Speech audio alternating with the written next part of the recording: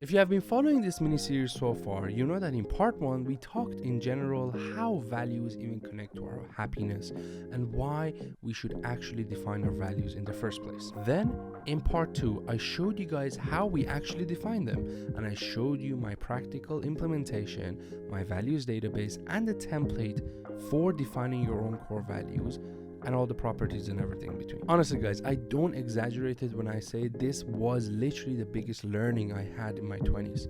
When I defined my values, I defined my identity. I defined who I was. And when I lived in alignment with those values, I could achieve a lot of my goals even without setting goals. So even if you don't have goals in your life, even if you haven't defined them, if you live in alignment with your values, you automatically achieve those goals.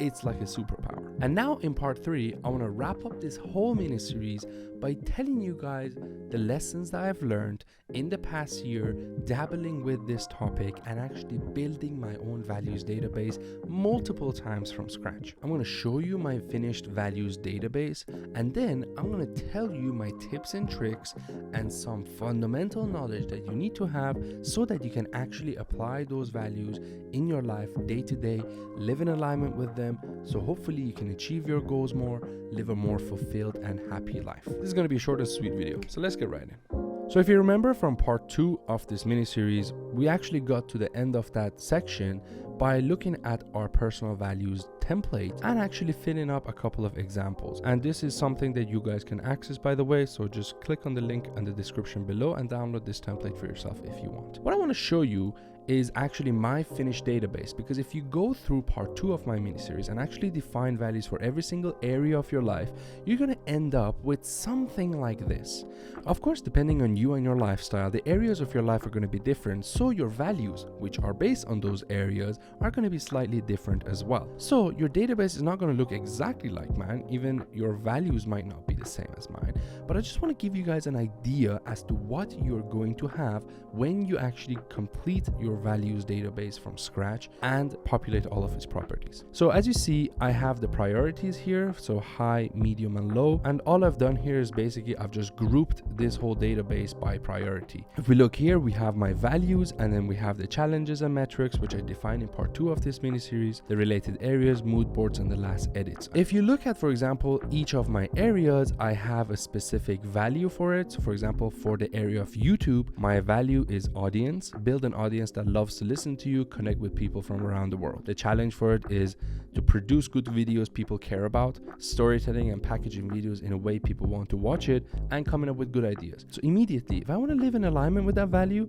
I know what are the challenges that I'm going to face, what are the problems that I need to solve, and in fact, what I can do is to make projects out of this. If the challenge is storytelling and packaging my videos, then maybe I should go learn about storytelling and packaging my videos with better thumbnails and titles and so on and so forth. These challenges, as I said in part 2, makes it so realistic to actually be able to achieve that specific value. Even better, we have metrics, and metrics tell me how should I measure myself. How do I know I'm living in alignment with that value? And the way I know is by looking at my metric, which is how much do I enjoy making the videos and sharing my thoughts and ideas? How valuable do I think the ideas are for others, so it's worth suffering to bring them into life? So this metric immediately makes it very clear, very realistic as to how can I live in alignment with that value. If at any point in my life I feel like, hey, am I living in alignment with this value or not in the area of YouTube, I can quickly think, did I enjoy making my last video? Did I really think the idea I had for that video was valuable? And if it was valuable, then I know that I pushed myself and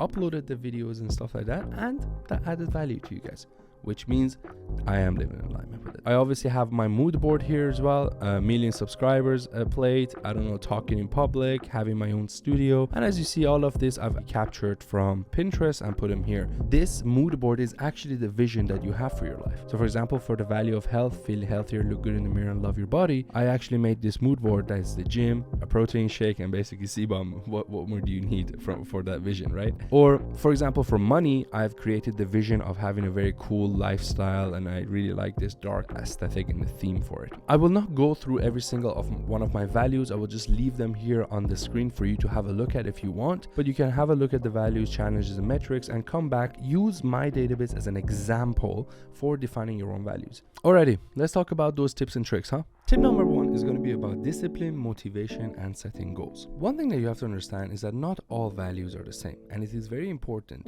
to know which ones you're choosing as your core values and constantly test yourself against them based on the metric that you define for yourself. So at any point in your life, if you test yourself based on the metric that you've defined here for your value, and you see that you're not living in alignment with that value multiple times in a row, then maybe that is not one of the values that you want. Maybe that is not who you are. So as an example, if my metric is how much do I enjoy making these videos for you guys, and I actually make the videos and I don't enjoy myself, and I feel like it's pissing me off and it's taking so much of my time and taking me away from my other values, it means that maybe that value is not that important for me. Or maybe I should just drop the priority of it and spend less time on it. Let's talk about goals as well, because defining goals and then failing to meet them actually makes you feel like you're not good enough, actually makes you feel like you're not doing what you're supposed to do. That's why I genuinely hate goals. I don't like goals anymore, because when I fail to achieve them, it feels like I'm a failure. Even if in that quarter I've achieved 20 goals,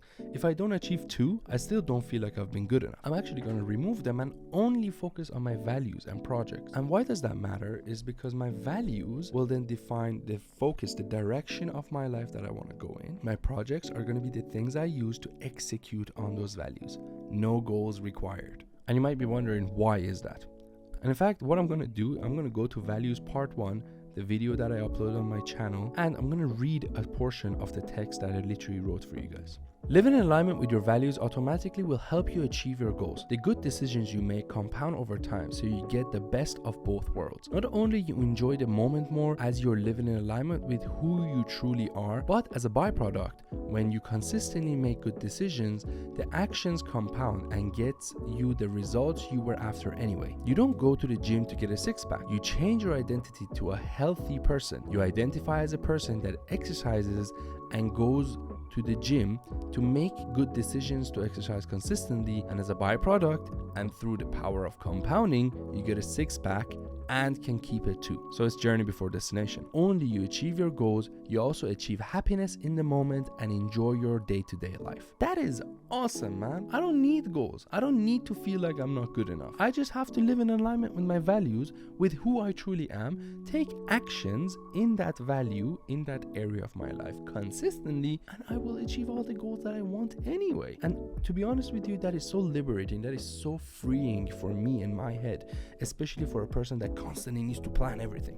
When I don't need to plan it and I can just execute on it, oh my god, that is amazing. Now let me continue, because I know you're gonna love this part as well, and I touched up on this in my part 2 of this mini series as well. Guess what? Discipline is your commitment to your core values. The more you're aligned with the why of your actions and truly push yourself to live in alignment with it, the more disciplined you are. The more often you will make the good decision to take actions towards that value, and this is independent of how motivated you are.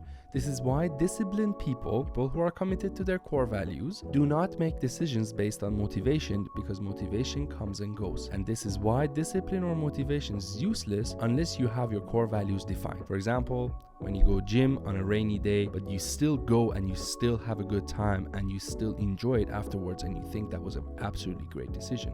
This is why, because you're living in alignment with your core values despite the weather, despite the fact that you don't have motivation. So I really hope that you guys understand how powerful values can be.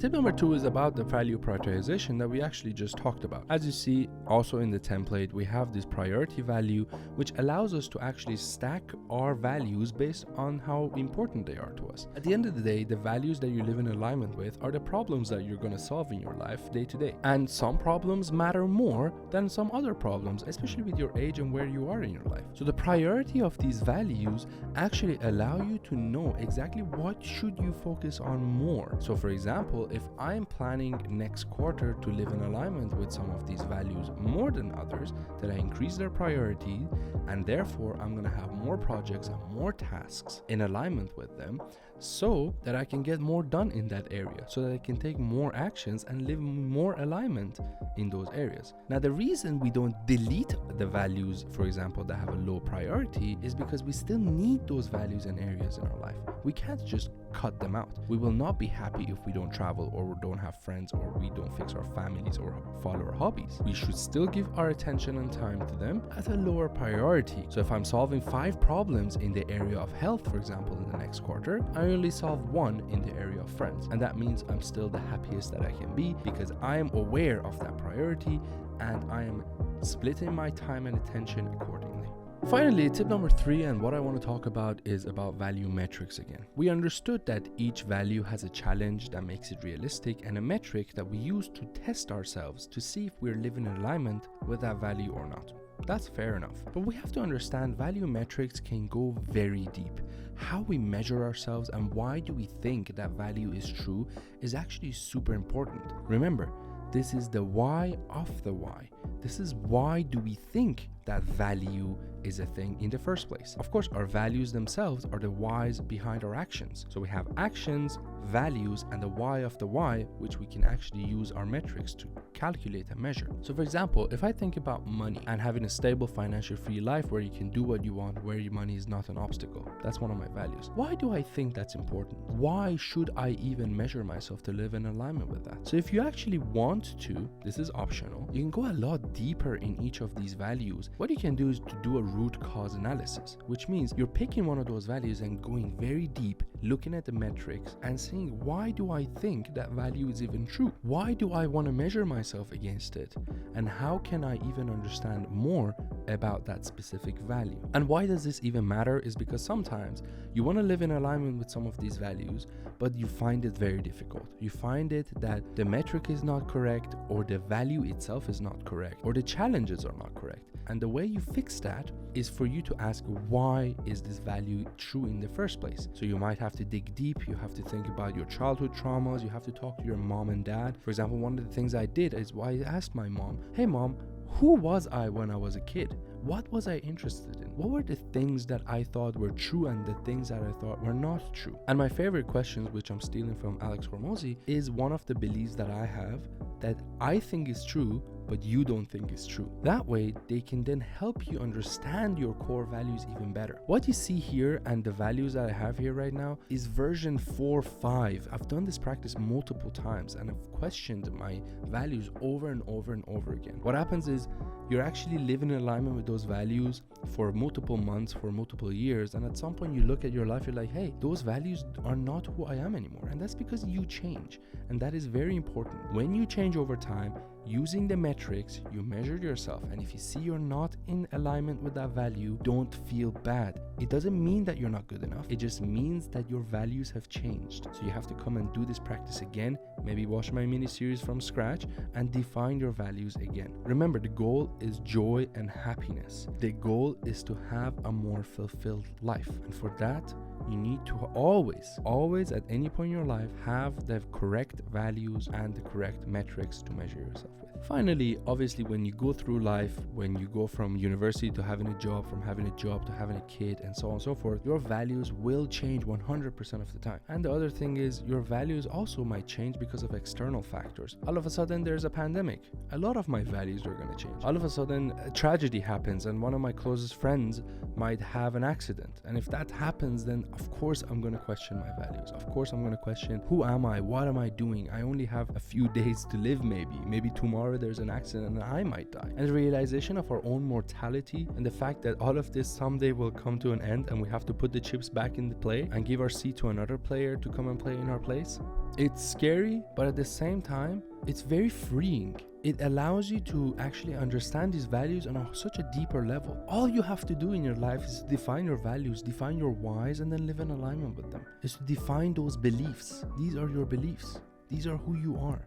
And if you can do that, you're able to design your life the way you want it and not just live and let life happen to you, which is what 99% of people do, by the way. And if you are feeling like that, please spend some time, define your values. The whole mini series I have on YouTube is not even an hour. It's less than 50 minutes. And honestly, I genuinely believe that you can change your life in 50 minutes or less. And I genuinely do wish that all of these databases and all of these ways and methods and explanations I'm doing for you guys really opens up the eyes to some of you guys. I know maybe most of you guys is like, why should I even define my values? And that's fine. But some of you guys might take me on this idea. And if you think these values are going to change your life, I want you to do this practice. I know there's resistance. I know it's annoying to sit down on 50 minutes on your computer and just write text about who you are, your values and metrics. But genuinely, this will change your life. I guarantee it. So I'm off the pedestal. That was basically my little pep talk there. If you guys enjoyed this video and my tips and tricks, then please leave a like, subscribe, and I will obviously leave the template in the description down below. And here's my values. Again, if you at any point want to look at them, you can just pause the video and use it for some inspiration. That's about it, guys. I hope you enjoyed this video, and this mini series is officially come to an end. I really enjoyed making this mini series, and it has been on my mind for like such a long time, but finally it's out there. So hopefully I can refer you guys back to this mini series in the future as well. That's about it. I hope you enjoyed that, and peace.